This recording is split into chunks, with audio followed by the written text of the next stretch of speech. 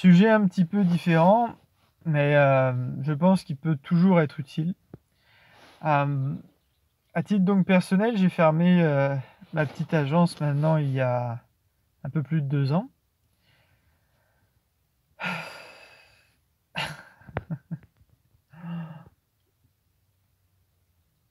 Il y aurait beaucoup à dire. Il y aurait beaucoup à dire et peut-être moins maintenant, mais à un moment, tous les jours, je m'interrogeais sur cet événement. Euh, évidemment, j'ai évidemment fait des erreurs. Erreurs relationnelles vis-à-vis des clients, vis-à-vis des élèves, manque de tact, manque de vice aussi parfois tout simplement parce que moi j'ai jamais estimé que j'étais un commerçant, j'ai toujours estimé que j'étais un enseignant et j'ai jamais, je pense, été là pour vraiment pomper le fric des gens. Après, tous les défauts, toutes les critiques qu'on pourrait me mettre sur les épaules, je les accepte parce que je suis qu'un homme et des erreurs j'en ai fait et parfois c'était inconscient, mais parfois aussi c'était des erreurs et peut-être plus encore. Donc voilà. Je ne demande pas pardon puisque je ne crois pas vraiment dans le pardon. Je n'y crois même pas du tout. Mais voilà, tous les jours, régulièrement, avant tous les jours, mais régulièrement, je me dis qu'est-ce que j'aurais pu faire et tout. Une des erreurs que j'ai commises, c'est une erreur que beaucoup de chefs d'entreprise, même tout petits chefs d'entreprise comme moi, euh, commettent tous les jours. C'est l'objet de cette vidéo, de vous donner au moins ce conseil-là, qui est absolument capital. Ce conseil, je ne l'ai pas trouvé tout seul. Il se trouve que l'été 2019, j'ai fait un peu les marchés, dans une autre activité bien entendu, et j'ai appris un peu à mes dépens énormément sur les marchés. Ça a été très dur pour une raison toute simple, c'est que j'ai perdu beaucoup de mes illusions sur le commerce, puisque là il n'y avait pas de rôle d'enseignant, sur le commerce et sur les gens en règle générale et aussi leur rapport avec l'argent et leur rapport aussi avec les choses qu'ils achètent. Donc j'ai perdu beaucoup d'illusions et je m'en suis toujours pas remis, ça c'est vrai, ça résonne encore en moi. Mais une des choses que j'ai appris sur les marchés, c'est que il ne faut jamais être seul. Et moi, j'ai géré mon agence tout seul pour une raison qui me paraissait parfaitement cohérente. C'était que j'avais vraiment un but d'indépendance. Ça, c'est le premier point. Je voulais pas non plus jouer au patron vis-à-vis de quelqu'un. Je voulais pas sembler dominateur ou quoi que ce soit. Et puis, j'estimais ne pas avoir l'argent. Avec le recul, je me dis, j'aurais pu prendre quelqu'un quelques heures par semaine, peut-être le soir au code, tout simplement, ou même une secrétaire, vous savez, une téléopératrice. Je pense que ça aurait été intéressant. L'erreur de tout faire soi-même, c'est une erreur énorme. C'est se surestimer, en fait. On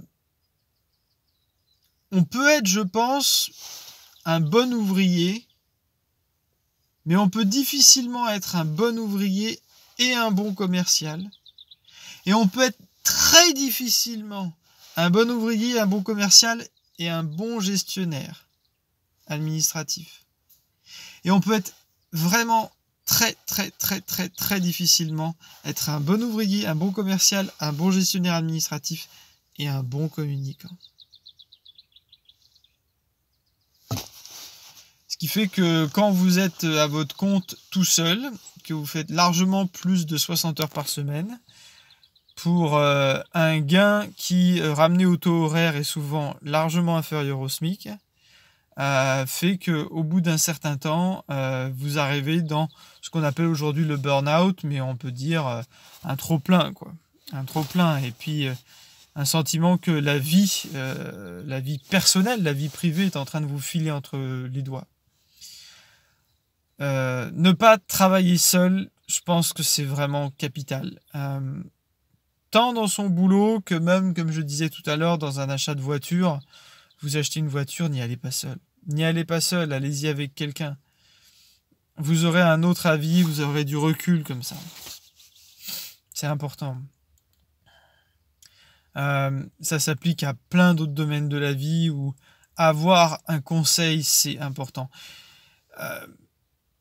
Un exemple qu'on voit beaucoup dans certains films, c'est le patron qui a toujours le numéro de son avocat au bout du fil en cas de problème. C'est pas idiot. Si vous avez personne dans votre famille vraiment de confiance, avoir quelqu'un que vous payez pour vous donner des conseils, pourquoi pas? Pareil, s'il y a un voyant ou un médium qui semble ne pas être un escroc et qui vous donne des conseils parfois, même si d'expérience il se trompe assez souvent. Et puis j'ai un petit peu pratiqué cette profession, donc je pense qu'effectivement on peut se tromper. Mais malgré tout, ça reste quelqu'un en plus de vous qui peut vous aider. Et si c'est quelqu'un de bonne foi et avec un bon fond, pourquoi pas? Mais c'est vrai que je pense que, ça je le dis souvent, une des règles du commerce qu'on n'apprend pas en école de commerce, en tout cas moi j'ai pas eu connaissance de ça, j'ai pas fait d'école de commerce, mais j'ai connu pas mal de personnes qui en sortaient, c'est que dans le commerce, et même dans les affaires en règle générale, professionnelles ou privées, c'est bien d'avoir du conseil, c'est bien de ne pas être seul. C'est bien de ne pas être seul. Ensuite, un autre regret que j'ai beaucoup sur pourquoi j'ai fermé, outre mes erreurs qui sont à ma charge, outre le fait d'avoir vraiment voulu tout faire tout seul, il y a aussi, on va dire, des raisons intrinsèques au régime fiscal français. Moi, j'étais en entreprise individuelle, format, voilà, que il y a encore des gens qui conseillent ce format. Au moment où j'ai fermé l'agence, mon comptable à l'époque m'avait dit que 50% des créations d'entreprises étaient en SASU, Société par action simplifiée unipersonnelle, si je ne m'abuse. Parce qu'en fait, elle permettait déjà de ne pas être une entreprise vraiment collée à la personne du dirigeant, d'avoir une société pour le coup. Donc une société, c'est un objet différent de la personne du dirigeant. Et vis-à-vis du paiement des charges sociales, qui représente une somme assez conséquente assez vite, alors avant c'était le RSI, maintenant c'est l'URSSAF pour le régime dans lequel j'étais, là vous êtes considéré en EI, entreprise individuelle, comme un dirigeant, tandis que quand vous êtes en société, par exemple en SASU, là vous êtes considéré comme un gérant, si j'ai bien compris, un employé de votre société. Et là, le régime fiscal, la manière dont vous êtes imposé est différente et vous pouvez avoir des avantages qu'ont les employés. Voilà, donc la forme sociale de l'entreprise, c'est loin d'être un détail. C'est loin d'être un détail. Après, je vous parlais tout à l'heure des conseils. Vous savez ce qu'on dit, les conseilleurs ne sont pas les payeurs. Moi, j'ai eu je pense qu'on peut dire un drame quand même. Quand j'ai créé mon entreprise, c'est quelque chose vraiment qui a eu des conséquences abominables et sur ma vie, encore aujourd'hui, vraiment des conséquences terribles. C'était ma première affaire. On dit pour les gens qui ont leur première maison, on dit les primo-accédants. Moi, j'étais primo-entrepreneur, en tout cas à ce niveau-là. Et donc, j'ai vu un paquet de comptables pour avoir des devis, savoir combien ça pourrait coûter, etc., etc. Et je me souviens d'une comptable, une dame de fer. Dans son bureau, j'avais donc une consultation gratuite pour faire un devis, etc. Et elle me dit, la question c'était, est-ce que je dois reprendre une auto-école, une affaire, ou est-ce que je dois créer une affaire? Et je crois qu'elle était debout, et les 2 points sur son bureau, elle me dit « Reprise ».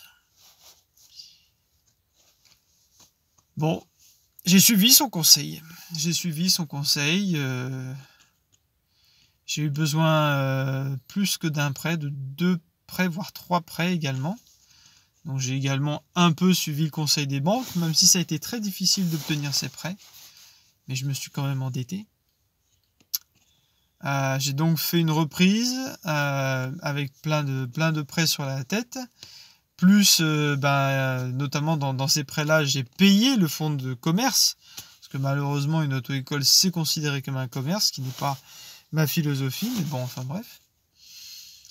Tout ça, ça m'a énormément alourdi au niveau des charges mensuelles. Ce qui donc a augmenté la pression sur mes petites épaules. Surtout, comme je vous disais, j'ai travaillé seul. Et c'était vraiment pas une bonne idée. Plus tard, ça devait être quelques années après, peut-être pratiquement 5 ans après, peut-être 4 ans. J'ai eu une micro-formation, enfin bref, et une dame à un moment est intervenue en disant « Pour moi, les reprises de fonds de commerce, c'est toujours des escroqueries. » Alors, j'ai eu la petite goutte de sueur en me disant, en tout cas pour moi, semble-t-il, ça a été un peu compliqué. Du reste, j'ai eu pas mal de mauvaises surprises quand j'ai repris l'agence, des choses parfois très graves, et notamment une qui était que les bilans comptables de mon prédécesseur avait été un petit peu arrangé par le comptable qui était quelqu'un de proche de cette personne. Cette pratique, malheureusement, semble assez fréquente, puisque il y a des entreprises qui ont travaillé avec des cabinets comptables depuis parfois 10, 15 ou 20 ans. Et quand il s'agit de faire les derniers bilans comptables pour les présenter à un acquéreur potentiel, ça arrange un peu avec les chiffres. Le problème, en plus, c'est que la possibilité d'aller en justice, etc., c'est vraiment assez compliqué. Le comptable ayant toutes les pièces, en fait. Et puis vous, quand vous êtes chef d'entreprise, vous avez parfois autre chose à faire, surtout si vous êtes idiot comme moi, à avoir tout sur les épaules. J'en ai eu d'autres, des mauvaises surprises quand j'ai repris. L'écoute de certains conseils d'institutions, on va dire, officielles a été, je pense, une des plus grosses erreurs. Si j'avais été plus terrien, je pense, plus ancré, comme dirait Sun Tzu, connais ton terrain, j'aurais en fait pas forcément conseillé tous les comptables du coin ou écouté tous les comptables du coin, pris conseil auprès d'eux, pris conseil auprès des banques, etc. J'aurais plutôt fait le tour de tous les bistrots et interrogé les patrons de bar pour avoir des conseils, et même les piliers de bar ou les piliers de comptoir pour voir un peu leurs expériences. Et j'aurais compris à quel point entreprendre dans l'Hexagone, c'est compliqué. C'est compliqué. On le voit aujourd'hui avec des événements totalement absurdes que l'on vit, ce confinement qui n'en finit pas, tous ces bars et ces restaurants qui sont fermés de manière injuste, et aussi d'autres établissements, j'ai l'impression. J'ai arrêté les infos depuis plusieurs mois, au moins 5 mois. On se rend compte qu'il n'y a pas vraiment une envie d'aider le secteur privé dans notre pays. L'entrepreneuriat, la propriété privée, en tout cas pour les petits, ce n'est pas forcément aidé. Loin de là, il y a des gens qui s'enrichissent grandement grâce aux faillites des petits, comme j'étais. De véritables vautours. Même dans les réseaux professionnels dits d'entraide aux chefs d'entreprise ou autres, il y a des gens qui profitent des nouveaux arrivants, qui les voient comme des Don Quichotte et qui vont leur donner plein de conseils, mais au final qui vont leur bénéficier. Moi, à titre personnel, aujourd'hui, je m'investis dans un petit réseau, mais j'essaye qu'il y ait une véritable entraide et une véritable empathie. Je ne suis pas là pour abuser des gens et du fait que sur certains points, ils n'ont pas les connaissances d'une réalité de terrain qui est souvent âpre, vraiment très âpre.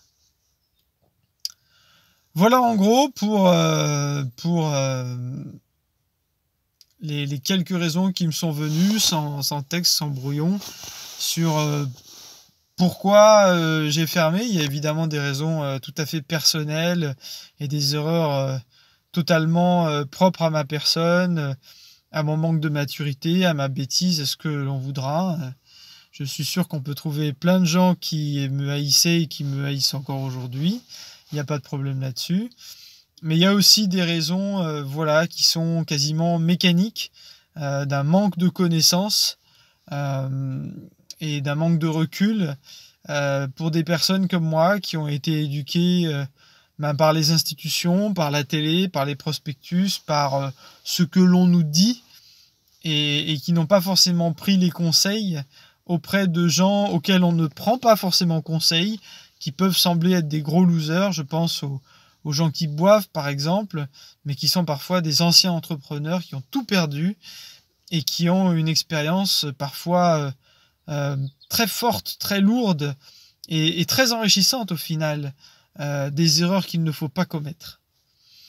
Comme je disais, quand j'étais sur les marchés, j'ai vu des gens avec des petits étals, des grands étals, vendre des produits parfois un petit peu baroques,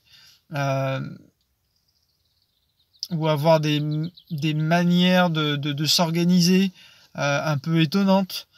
J'ai vu notamment une fois, à 2 reprises, 2 jeunes femmes, seules, malheureusement. C'est pas bien d'être seule dans le commerce. Mais qui arrivaient à mettre l'intégralité de leur stand dans des véhicules un peu petits. C'était pas vraiment bien au niveau sécurité routière. Mais quand même, elles y arrivaient. Alors qu'on peut imaginer que quand on fait les marchés ou autre chose, on a forcément besoin d'un camion ou autre chose. Pas forcément. L'observation du terrain, aller voir et voilà, constater tout ça, parfois c'est enrichissant. J'espère que ces petites réflexions auront donné de l'eau à votre moulin. J'espère que ce n'était pas que du blabla. Et voilà, bon courage pour tout en tout cas.